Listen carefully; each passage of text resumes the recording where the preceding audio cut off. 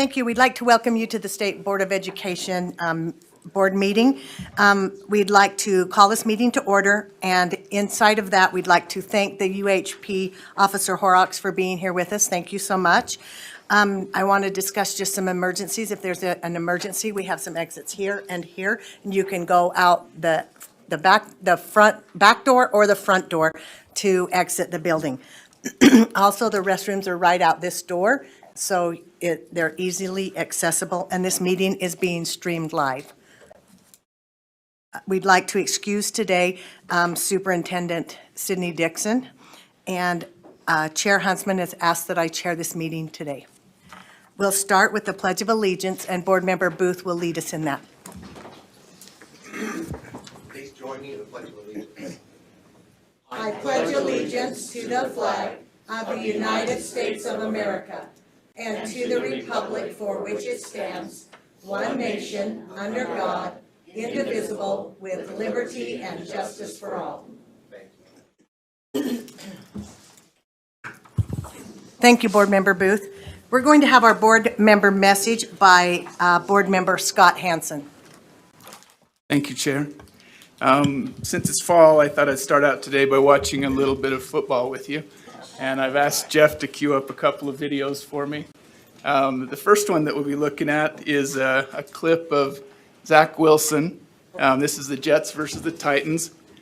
He's a rookie quarterback, had never won an NFL game, and you'll see what happens. Just that fact alone has really helped open up the offense. On the move. A lot of time. Directing traffic. Gonna go deep. Has a man deep. It is caught for the touchdown. Corey Davis. Oh, did you see that? Did you see Zach Wilson? He saw it. I thought he was going to go to the top of the screen. But he said no. He saw the safety come down. He saw the safety come down, and he waved Corey Davis to go deep. And then just delivers it, and Davis, watch him. He said, no, go deep, go deep. And then he just launches it, and Davis finds it in the end zone. 53 yards. So that was the go-ahead touchdown, and the Jets went on to win that game.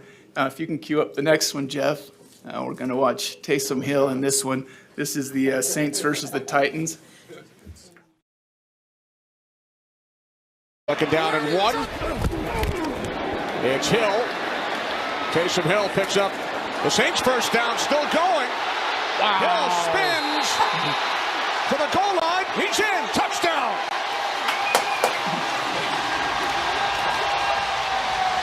Are you kidding me, Kenny?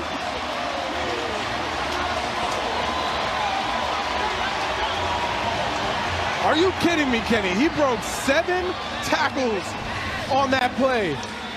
Quarterback power, first one to greet him. Tay Crowder, you think that he would wrap him up? He's bowling over linebackers, D linemen. Adore Jackson wants no part of it. Wow. Okay, one more. This next one is BYU versus Arizona State Sun Devils. I got my blue tie on today, guys. Made an appearance. Of almost 30 yards. So on first down, now another play fake, and again trying to get away. Stays alive and throws a pick. Threw it right to the defender. Down the sideline, Merlin Robertson is going to be tracked down from behind, and the ball comes out. I don't believe it. Algier. Tyler Algier chased him down and not only tackled him, he stripped it, and then it was the quarterback, Jaron Hall, who followed the play and hustled down and fell on the football. A tomahawk chop by Algier knocked the ball out. Robertson didn't have the speed to get all the way. It starts with a very bad decision by Hall. He's in the grasp here, tries to make something happen. But it is the hustle by both Algier and Hall that makes us never give up. The tomahawk and Hall right there to save it. And so I've got my essay written. Okay, thanks, Jeff. I appreciate it. Isn't it cool to be able to watch these big plays? Doesn't it get your heart pumping and make you feel good? It's fun to celebrate the players and the team's successes, I think.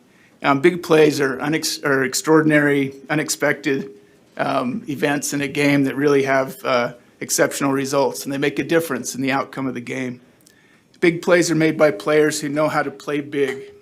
They're gifted athletes who play beyond their physical skills.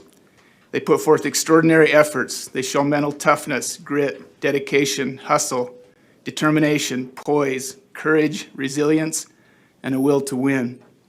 There are thousands of these football highlight clips on the internet, and clips like these get thousands of hits and likes.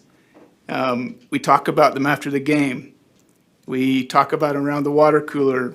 It makes us upbeat and it gets us excited. But you know, big plays don't just happen on the football field. We have educators who are playing big, especially during this past very challenging year, exhibiting these same traits that we saw on the football field at our schools here in Utah.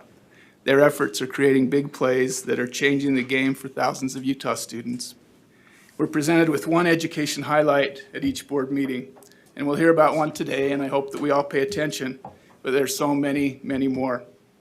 You've probably never heard of Martha Tanner, Larry Kimball, Job Meesom, George Albert Cheever, and the many other educators in my life as I grew up in Payson, Utah, who not only helped me gain knowledge, but helped me to get excited about reading, feel confident about math, and believe that I could succeed in college and even in life. For me, those were big plays by teachers who played big.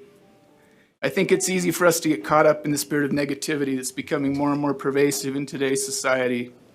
To be sure, there are some problems in Utah education, and I don't think that we should just sweep those problems under the rug, but they shouldn't be our focus. We shouldn't dwell on them. We should acknowledge them, learn our lessons, make required changes so the problems aren't repeated, and move on. Our focus should be on recognizing and then replicating the successes, the big plays in education that change kids' lives. Today, I'd like to encourage each of us to take a minute to recognize, honor, and thank an educator who's made a positive difference in your life or in the life of your child or your grandchild. Or your grandchild. Now, to wrap things up, I have a quote. This is by Gordon B. Hinckley.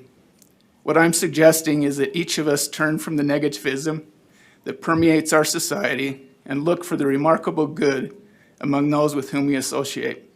That we speak of one another's virtues more than we speak of one another's faults. That optimism replace pessimism. That our faith exceeds our fears. When I was a young man and was prone to speak critically, my father would say, cynics do not contribute, skeptics do not create, doubters do not achieve. In closing, thanks for the opportunity to share some thoughts with you this morning, and thank you to all the educators who are making big plays every day. Thanks.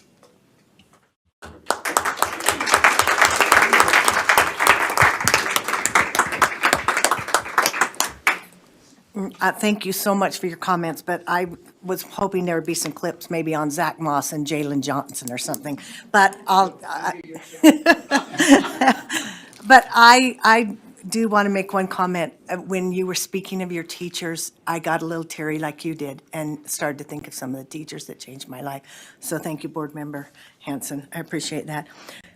We're excited to hear today from the Davis Education Foundation. Our Director of Public Affairs, Jeff Van Holten, will introduce them. Thank you. Hello, and we're going to start doing educational highlights a little differently. We have them pre-recorded and ready to roll for you every month, and this will be our first attempt, so bear with. I'm going to quickly read a statement, play a quick video, and then Dr. Norman is going to wrap it up for us. The Davis County community has a quiet but pervasive problem affecting our youth population, homelessness. Most of us think of Davis County as a poverty-free zone, but there are 17,000 children who do not know where their next meal is coming from. There are more than 1,200 homeless children, 300 of which are high school students. These children live in cars, abandoned buildings, storage units, or couch surf every night. They may be on their own, with school acting as the only place they can obtain food and safety from the elements. They do not have a place to shower, wash their clothes, or attend to basic hygiene needs. The The Davis Education Foundation is committed to removing barriers to learning by constructing drop-in centers at 7 of our high schools. Clearfield has been completed and open. Woods Cross High, Layton High, Northridge, Viewmont, and Mountain High Schools and the Renaissance Center are also going to be having drop-in centers. The intent for the centers is to be a safe haven with vital educational and community resources. Our goal is to keep students in school while equipping them with the lifelong skills as they are transitioning to adulthood that will prevent cycles of chronic homelessness and poverty. Our organization believes that this time is pivotal for teens in crisis. If services, advocates, and resources are available, lives will be changed and futures possible for our most vulnerable population of students.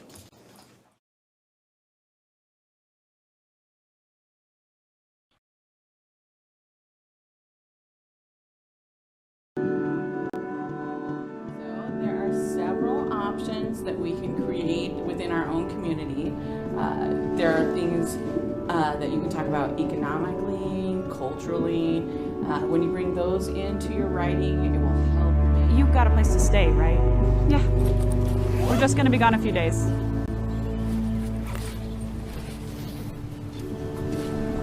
You sure you're gonna be okay? Well, how much longer we can take care of her? Yeah, I'll be fine. Thank you for letting me stay with you. Bye, Ashley. See you next week.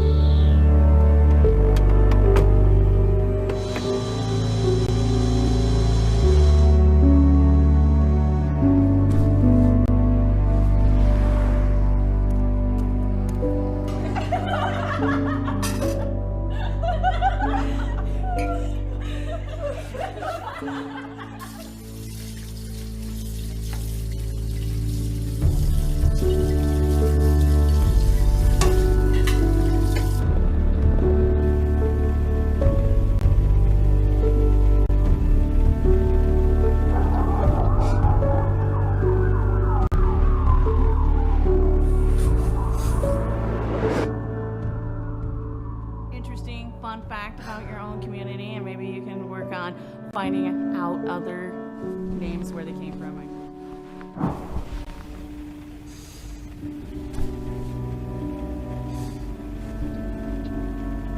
I hate this phone. My parents won't give me the new one yet. As you pass these forward, make sure that your names are on them.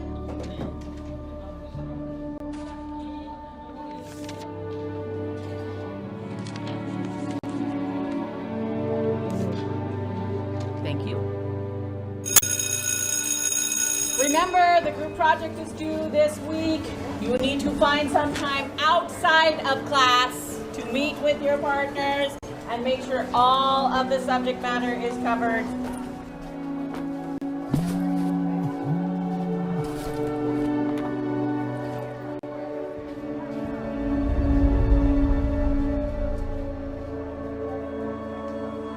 Are you sure you're gonna be okay? I'll be fine. Ashley. I'm okay. Ashley, are you okay? I'm fine. Ashley, Ashley. I'm okay. Ashley, can you hang back a minute so we can chat?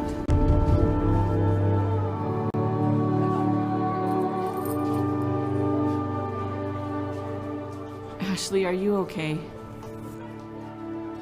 I'm fine.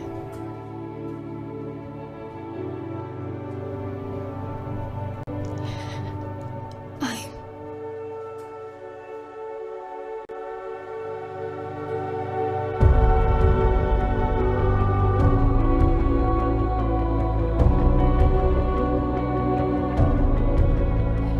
and I can't do the group project. And I don't think I can keep coming to school. I think we may have something that can help you. Can you come with me?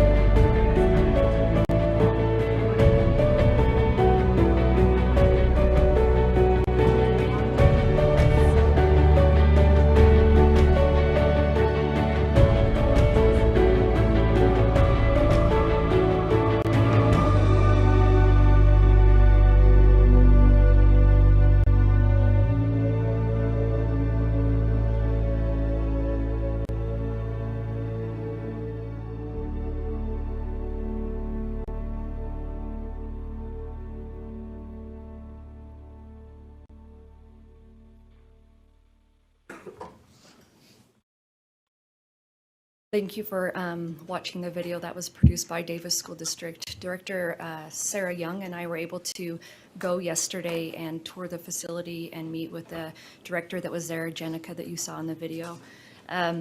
Just wanted to make a few, just a quick comment, and that is that being there was like walking into a room that felt like home. And the students there called the director Mama J. And the one thing that I want to express to you is the fact that when they have equity in action, they did something so entirely unique, which was whenever there's funding tied to anything, there's always some form of compliance that's tied to it as well. In order to get this money, you have to do this thing. But since the district raised these funds and had used them in different ways, when a student came up to them, instead of asking that complex question of why are you here? Why are you in this position? Instead, they just asked what? What do you need? Do you need sleep? Do you need laundry? Do you need a hygiene kit? Do you need food? What do you need? It changed the entire atmosphere and the services that were being provided. So now it's a safe haven for students, a teen center, not a homeless shelter, not a homeless center. It's a teen center.